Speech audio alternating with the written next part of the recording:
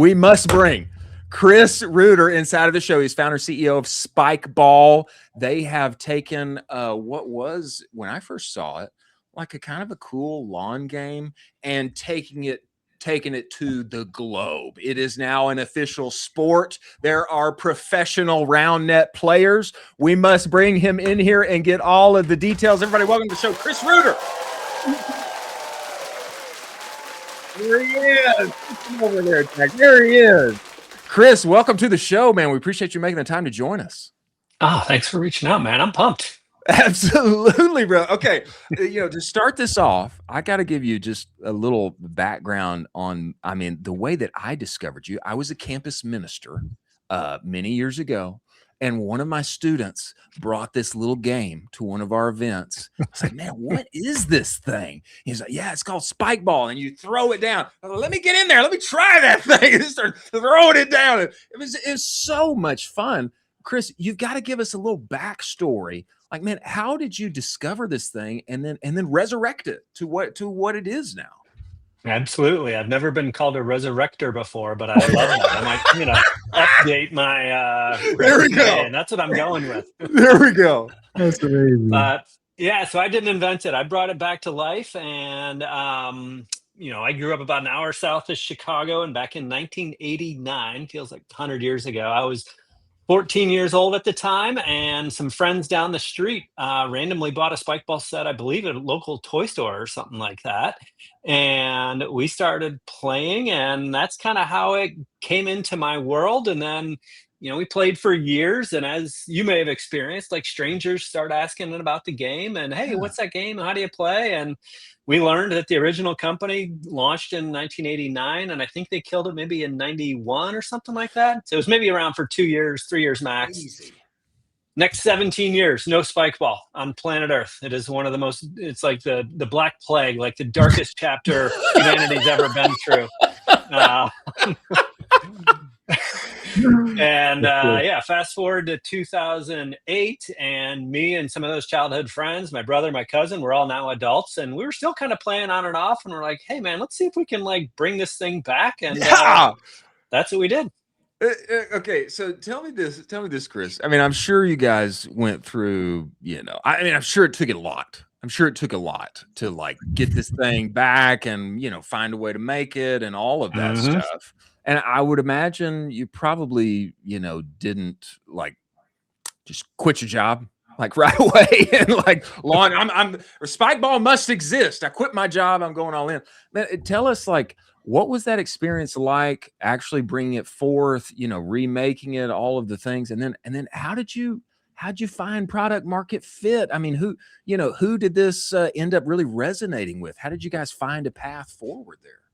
Yeah, I think it was, the one thing we had and have and it is required is time. So I ran it as a night job for almost 6 years. Wow. Wild. And in that time, I also had 3 children, a house full of diapers, and essentially 2 full-time jobs. I worked at Microsoft for a good portion of those 6 years. I'd do that by day, come home, hang out with wife and kids. They'd go to bed around, 9 or so, and then Spikeball work would begin. And I'd do that until probably 1, 2 in the morning, wake up, do the same thing. And, we didn't raise, I think we raised maybe all in $100,000 to start the company. And it was roughly 15 grand ahead of, just, again, friends and family. So that's not enough money for anybody to quit their day job. No. Because most of that money went to our first 1,000 Spikeball sets. There was also no Shopify back then, so all websites had to be hand coded. So we had to spend 15 grand on just a website. And I didn't know any, I have a degree in photojournalism, and at the time I was selling advertising for a living. So I knew nothing about starting a business. Product market fit, I didn't even know what that term meant. I'm a very practical, I think pragmatic guy. So just kind of tried putting myself in the shoes of a customer. And I always wanted to make sure that any of our marketing or customer service, I always wanted people to know there was a human behind the company. It wasn't just automated emails or anything. So in those first handful of years, we were only selling on our website. So the beauty of that was I got to see everybody's email address and That's I got to true. reply to them. And, it's no automated reply. I'm literally typing, hey, thanks for buying a set. I see you live in, I don't know, Austin. What a cool city. If you don't mind me asking, how'd you hear about it? And I wasn't asking because I thought it was like some amazing marketing question. I was like genuinely curious, like how the hell did somebody as far away as Austin hear about Spikeball? Now, in hindsight, it turned out to be an amazing question, and I think everybody should be asking it. But through that question, you mentioned your experience as being involved with like Yeah. faith-based youth groups. Like a lot of people answered that question, like, "Oh, I was at Young Life the other night and I saw it." That's I'm a Young crazy. Life leader, and I'd never, but I kept hearing Young Life, and I didn't know what the heck that was. So I Yeah. Googled it, and I'm like, "Holy smokes! This is like this Christian high school thing. There's millions of kids in it." Um, Funny enough, in a couple weeks, my daughter is going to a Young Life camp now, so my kids are all teens now, and they're Full two of the circle. three of them are into Full it. circle. Just awesome. But I also heard that from ultimate frisbee players. Hey, I was at an Oh, ultimate tournament and I saw it. And then we also heard it from PE teachers. So I heard like from these three like distinct buckets. They're a little too big to be called niche markets, but they were these like yeah. niche communities. And that is where I started sending free sets, building relationships, and you do that over years, and that flywheel is turning a little bit every time, and it eventually adds up to something. So did it for 6 years, then got to quit the day job and go full time. That's incredible, man. Incredible. I mean, that's like really. This is like. I mean, I'm seeing you. I can like see you in my mind. A little less gray hair. A few years back, the Fewer babies. wrinkles, no glasses. The babies have gone to sleep, and you can finally go back to work. You're opening up the computer and you're writing those emails. I mean, that's incredible, man. One thing that when I first saw it, I was like, oh wow, this is like perfect for like being outside. We were doing like some tailgate before before the Texas football game, and we've got the spike ball out there. I was like, man, this is like perfect for this.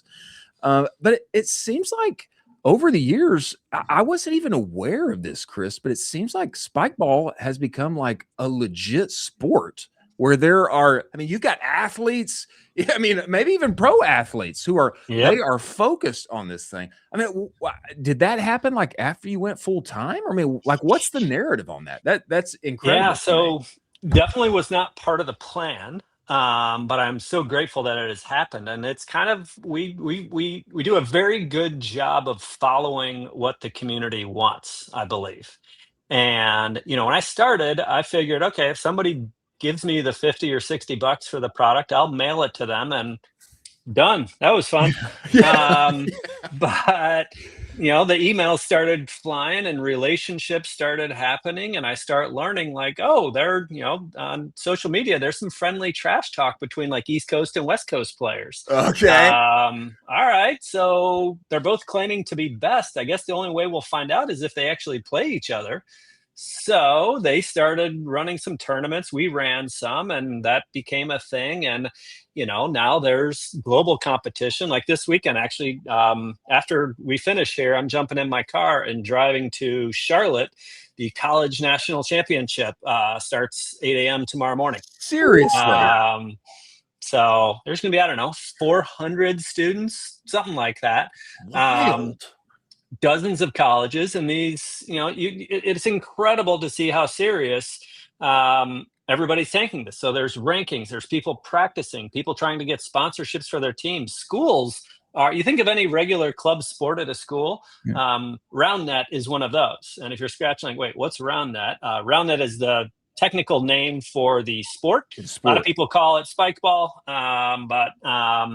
so yeah, there are Roundnet clubs all over the place, and it's been incredible. We do. There are sort of two very distinct groups, like the competitive and the casual. Okay. The competitive folks are showing up wearing cleats. They got jerseys, and they're arguing about what the official serving distance should be, and there'll be heated arguments about the rules, just like two basketball players would say, should the 3-point line exist or whatever it may be. But the competitive players make up, I'd guess, 2% of the overall market. 98% of people want to go play on campus, have fun Yeah. with their friends, maybe bring it Yeah. on a camping trip, play in the backyard. However, those 98%, a handful of them eventually become competitive players. So we need to grow both pies. But if we grow that 98%, that should allow the sport to become a lot bigger over time. But yeah, it's been, again, not part of the plan.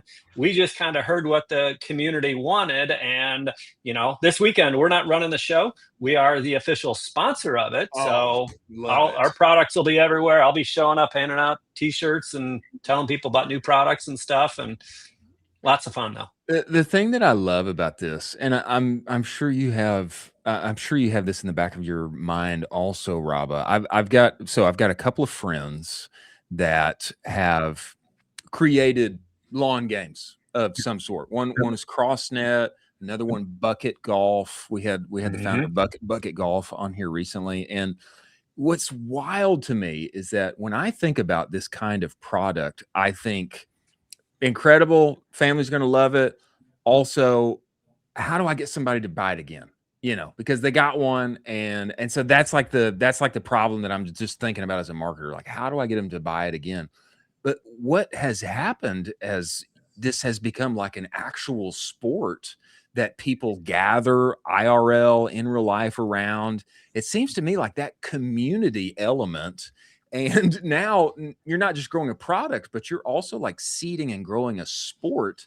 It seems like that's like got to feed the LTV for your customer and like grow Absolutely. the TAM over time. I mean, this is to me, this is like the best thing that could have happened for Spikeball. Perfect example. I got a note from a kid that just graduated from Indiana University, and he's been a part of their. Alma mater. Oh, we got a grad here. All right. We do. Let's go, awesome Hoosiers. school. Bloomington's beautiful. Bloomington's And so, yeah, he's been a part of the club for like 4 years. And he just sent the sweetest note just saying, "Hey, Chris, just want you to know what this club has meant to me over the years. It gave me my circle of friends. We traveled, we trained, and it was, you know what he was asking me for? Absolutely nothing. He just wanted to show gratitude. And his parents are raising him right, number one, just sending him a letter of thanks out of the blue. And then he goes on to tell me about, hey, I just graduated, got a job in New York. I'm moving pretty soon. So I reply, hey, thank you so much for the note. That is just the most gratifying thing. These are the type of things that don't show up in the spreadsheets, when you're running the month-end numbers, but it's the real heart of what we're doing.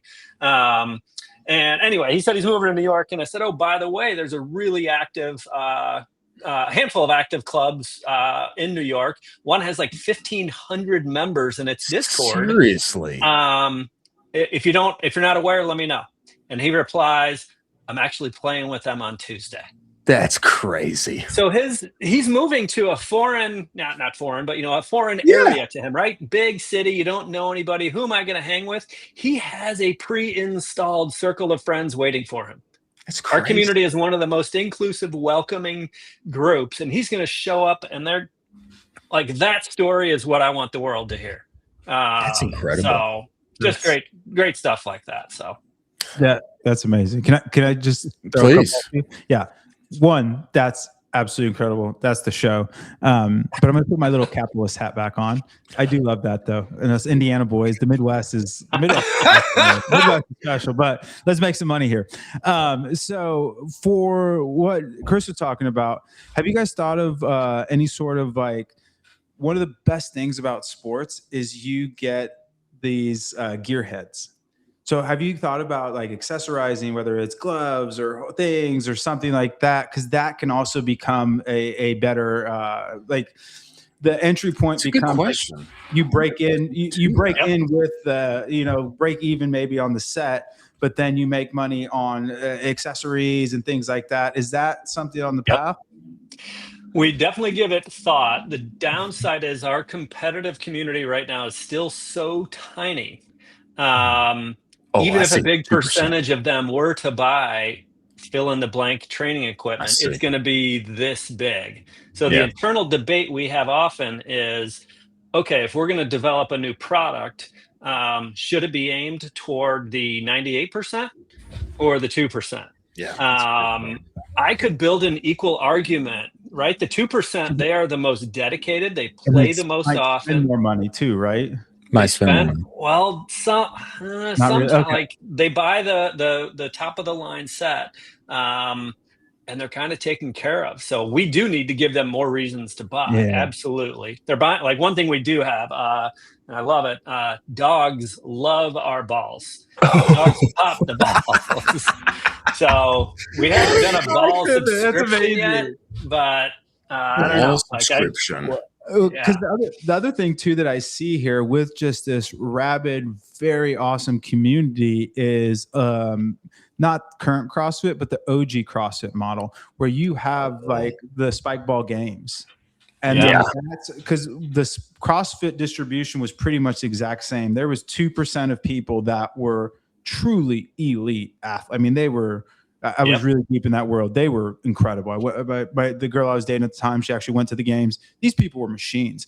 But the other 98% still went to the box. They still wanted to train. They still wanted, and so they became this aspirational thing that kind of drug up the value of the business.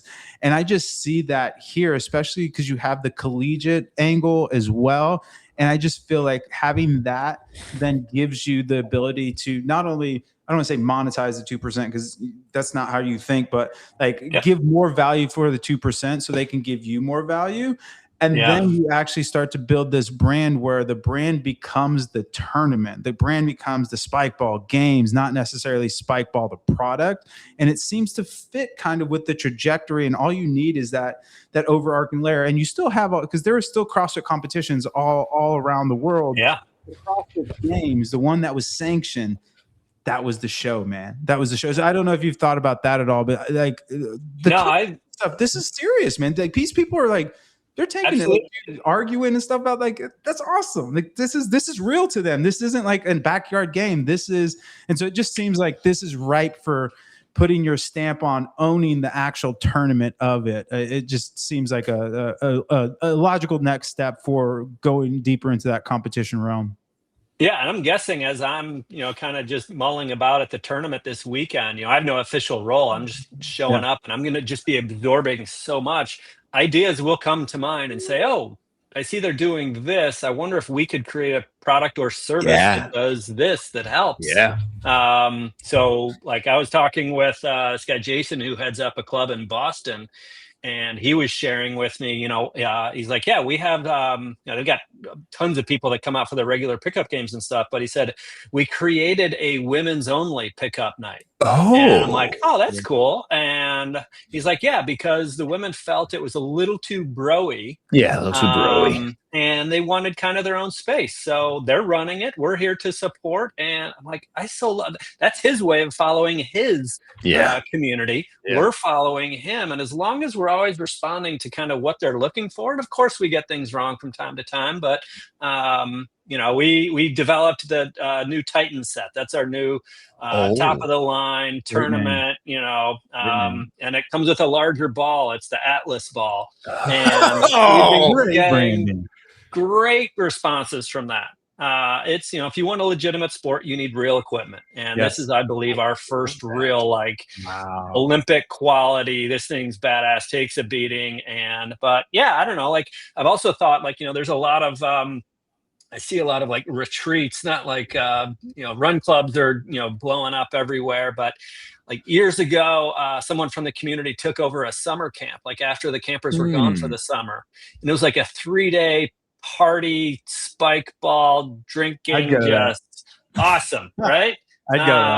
That's something I think we need to bring back to life. And maybe there's one chapter of that for the competitive set where they are doing a bunch of training and all that. And the other track is for casual players who just want to come have fun and meet people of the opposite sex or whatever it may be. And you mix them too, because that's how the games were. Like the games, the people that went to go watch the CrossFit games were CrossFitters themselves. They just weren't good, or not good enough, but like they weren't at the same level of the journey that these other people were at in their fitness journey. But it was just so cool to see where it's like, hey, they're doing the WODs that I'm doing, and you would actually do the WODs of the games at the box. So there was just this really inclusive cycle. But one last question, because I know we're over over, Chris, but I don't know if there's any interest in like building like an app or anything like that, because I don't know if you play paddle at all or pickleball, but there's Playmatic where it like ranks the They can people find and you can people. find people in games. I think that could also be an interesting. The community here is the hard part. Like you have the hardest part. Like it's incredible. And now it's just like, hey, where do you want to strap on these different kind of, manifestation mechanisms? So anyways, that's my last question. Chris, before we let you go, brother, here's a Spikeball app, by the way. Let's go, baby. Let's go. Let's go. Unbelievable. It exists. I mean, it feels like this has, of course, ESPN, the Ocho, of course, I mean, it feels like all of this is happening. I mean, it feels like this has potential to become an Olympic sport someday, maybe. I mean, is that out of question? No, we've studied it. There are legal nonprofit governing bodies all over the world for the sport of Roundnet. The International Roundnet Federation exists and has maybe 40 countries or something like that. Wow. And I think you need 60 or 70 for the IOC to actually consider you or something like that. But it's coming. We're on that path. It's coming. And for those who may not have dreams of playing Roundnet in the Olympics someday, there is Spike Pong, which I think is an incredible. Awesome. I think it's an incredible like innovation on your side. I think Spike Pong is like, yeah, there it is, baby. Spike Pong.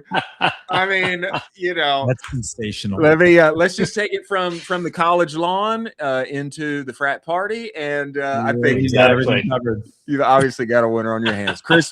Man, we appreciate you making the time and joining us. We're going to be watching. I hope I see Roundnet inside of LA, USA 2020, whatever it is.